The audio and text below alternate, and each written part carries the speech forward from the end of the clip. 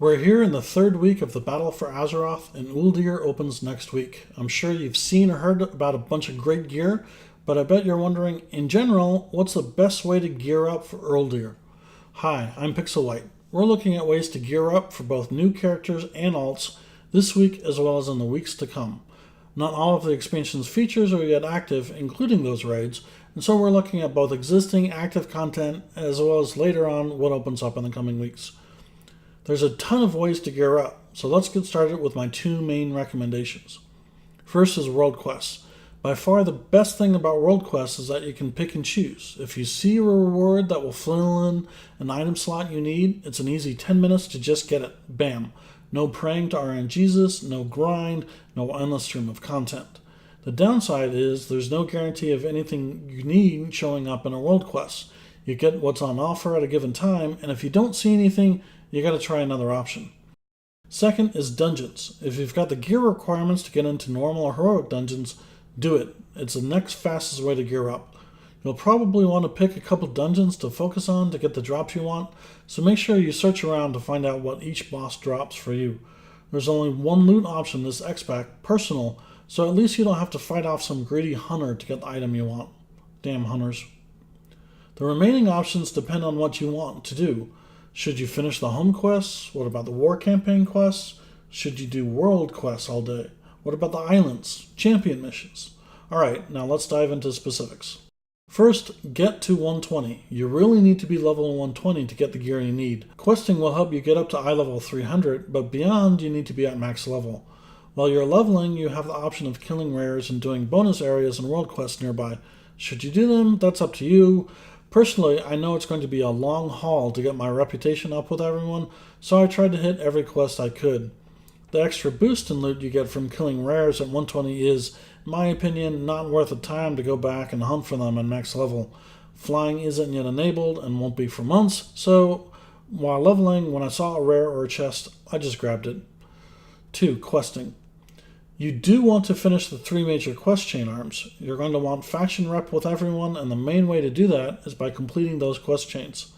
Plus, you need to be friendly with everyone to unlock world quests, and the achievements for finishing the quest chains unlocks other content.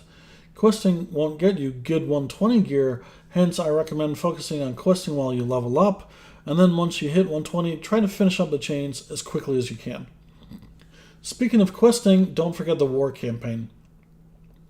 There's 3 easy chapters, 1 for each foreign zone, and doing them is quick. After that, subsequent chapters will require rep with the 7th Legion, and to get that, you're going to need to open up world quests. Also, finishing the initial quest hub will get you a follower to use on your mission table, which will be an important way to gain rep. Crafting. While you're leveling, there's a few pieces of crafted gear that can get you a boost. Although there's some very sexy high-level crafted gear, they require drops from raids and mythic dungeons, so chances are by the time you've got the mats to make those items, you won't be able to benefit from items at that eye level. I'd suggest unlocking world quests first and do a few dungeons and replace any of the low-level gear that you have with crafted 300. So don't obsess too much about crafting gear except for that. Rep grinding is also something that will take a long time to finish. There's no need to focus on it right away, although it's worth it to finish the emissary quests each day to get the luscious 1500 rep bonus. Once you get to Honored, and that's with any faction, you'll be able to buy a 320 cloak, which should be a big upgrade at the time. For each faction, there's also a piece of 335 iLvl gear at Revered and a piece of 350 at Exalted.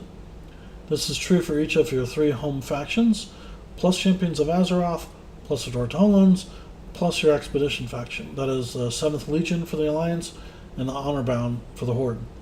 For me, the Exalted items will probably be worthless since I expect to be getting Warforged or Titanforged or raid drops before I hit Exalted. Note that the options for rep grinding are limited. Once you clear out world quests for that faction, you've got 8 hours or so till new ones pop up. Eventually, I'll hit Exalted, and I can wait until then. You're much better off chain running dungeons. Normal dungeons drop 310 gear, heroics drop 325, and mythics drop 340. Plus, all of those drops have a chance of warforging and titanforging. Definitely try for the highest difficulty dungeons that you've got the gear for, and definitely read ahead. As usual, failing to understand encounter mechanics lead to group wipes, frustration, and blacklisting. If you're trying to run mythics and your eye level is on the low side, you might try to run with guildmates rather than looking for a queue, because a lot of people in the queue are really picky about eye level right now. In addition to normal gear upgrades, you've also got Azurite gear. The best way to level up your Azurite level is by doing the island expeditions. You've got forever to finish the 40,000 Azurite goal, but practically it's best to complete it each week. You can't finish it more often than that, although if you don't hit the goal, any progress you've made will carry over into the next week. World quests can fill in missing pieces of your gear set, but world quests will never offer over 330 eye level, but you can get lucky with a Warforge or Titanforge. At some point, they'll no longer be a viable option for gear. Personally, I've hit that level and I ignore about half the world quests, focusing on the emissary, rep quests, and gaining Azurite power when I've got free time. When the raids open, the eye level chase will continue. Warfronts supposedly require roughly the same gear that raiding does, so that won't be an option for gearing up for raids. World bosses, likewise, will be very tough without raid gear, although that's also a shot at very high level gear.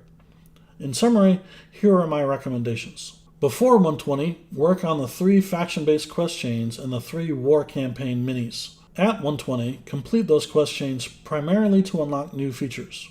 Run dungeons as your primary means of getting new gear. Hit world quests to fill in needed slots or to work on rep. As rep items become available, grab them, but don't chase them. And finally, complete island expeditions each week to up your Azurite level. Once the new features open and you unlock them, your options will also include Mythic Plus dungeons, world bosses, raids, and Warfront. There are some other options for high-level gear like crafting, but I don't consider those good general goals to pursue right now. Best of luck out there. May RNGesus always be by your side. If you like this video, please like and subscribe. You know it helps us out a lot. Thanks, and I'll see you in Azeroth.